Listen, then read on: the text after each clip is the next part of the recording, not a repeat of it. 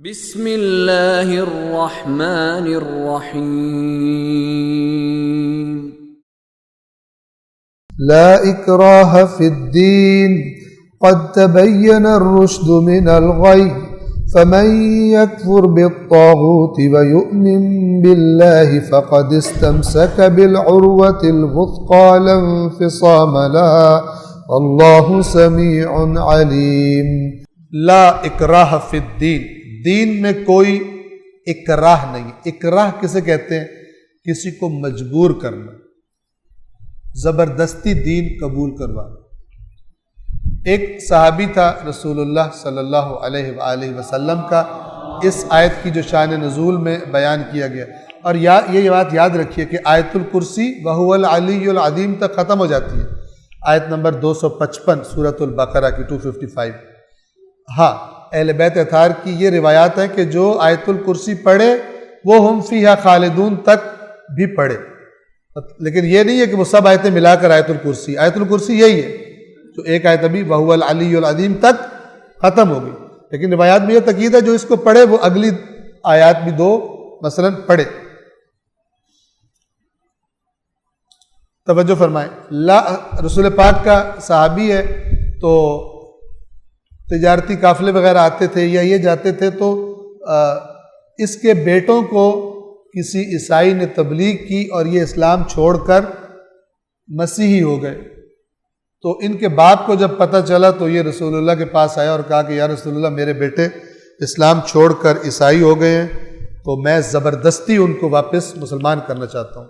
تو یہ والی آیت ہوتی ہے لا اکراہ فی الدین، ٹھیک ہے، وہ اگر مجبوری نہیں ہے، زبردستی مسلمان کسی کو نہیں کیا جائے گا۔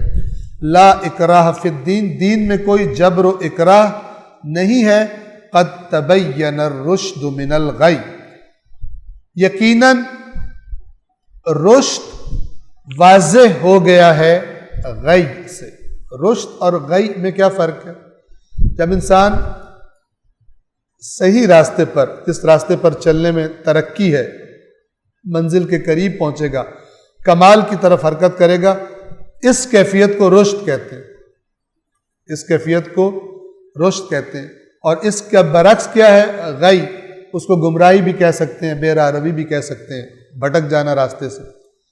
اللہ تعالیٰ فرما رہا ہے کہ یہ دونوں جب واضح ہو گئے ہیں، اب جس کا جی چاہے آئے، جس کا جی چاہے وہ نہ آئے۔ فَمَن يَكْفُرْ، پس جب رشد اور غی، ہدایت اور گمراہی کا فرق نمایاں ہو چکا ہے، تو پھر اب کیا ہے؟ اب قاعدہ کیا ہے؟ فَمَن يَكْفُرْ بِالطَّاغُوتِ، پس اب جو طاغوت کا کفر کر دے، انکار کر دے، وَيُؤْمِن بِاللَّهِ، اور اللہ پر ایمان لے آئے۔ یہیں سے کلمہ بھی ہے، پہلے لا الہ، یہ کفر بالطاغوت ہے، خدا کے علاوہ کوئی نہیں، الا اللہ، وَيُؤْمِن بِاللَّهِ، پہلے باقیوں کا انکار، پھر اللہ پر ایمان۔ ایسا نہیں ہے کہ اوروں پر بھی ایمان، اللہ کے ساتھ اور معبود بھی، اور بیچ میں ایک اللہ بھی۔ کفار مکہ کو اللہ کا پتہ تھا، قرآن نے بتایا ہوا، اگر آپ ان سے پوچھیں کہ آسمان و زمین کس نے خلق کیے تو کہیں گے اللہ نے، ان کو پتہ تھا، لیکن اللہ کے شریک بناتے تھے۔ ایسا کیا فرمایا؟ جو طاغوت کا، غیر اللہ کا انکار کرے اور اللہ پر ایمان لائے، انکار کے پہلے گھر کو صاف کرے، اپنے قلب کو شرک کی نجاست سے صاف کرے، پھر خدا کا ایمان صحیح ہوتا ہے، ورنہ اللہ پر بھی ایمان ہے اور اسی طرح کا ایمان کسی اور کے بارے میں بھی ہے، وہ شرک ہے اور وہ قبول نہیں ہے۔ پس جو طاغوت کا انکار کرے اور اللہ پر ایمان لائے، فقد استمسک بالعروۃ الوثقی، تو یقیناً اس نے نہ ٹوٹنے والا مضبوط سہارا تھام لیا۔ یہ جو رسیوں میں جس طرح کے بعض اوقات آپ دیکھتے ہیں رسی لٹکی ہوئی ہے، وہ پکڑنے کے لیے ایک ہینڈل سا بنا ہوتا ہے، اس کو عروہ کہتے ہیں، کہ جس کو پکڑ کے انسان اس کے ساتھ لٹک سکتا ہے، وہ سہارا بن سکتا ہے۔ الوثقی، اتنا مضبوط جس پر وثوق کیا جا سکتا ہے، باوثوق یعنی اعتماد کیا جا سکتا ہے، اور اس کا ترجمہ عام طور پہ کیا کرتے ہیں؟ مضبوط، پکا۔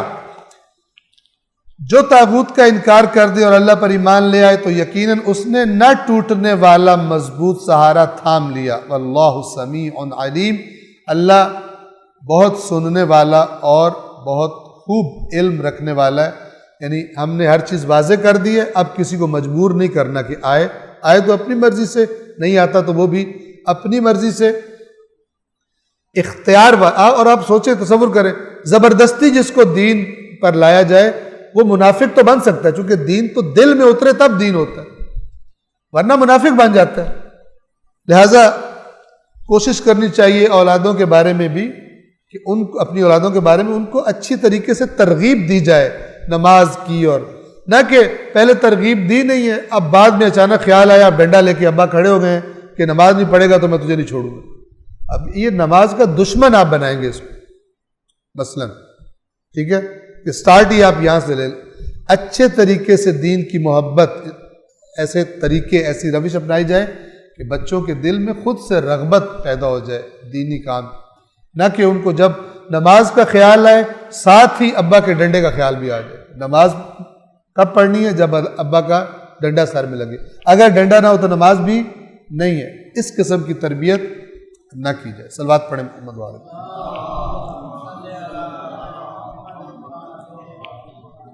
صدق اللہ العلی العظیم.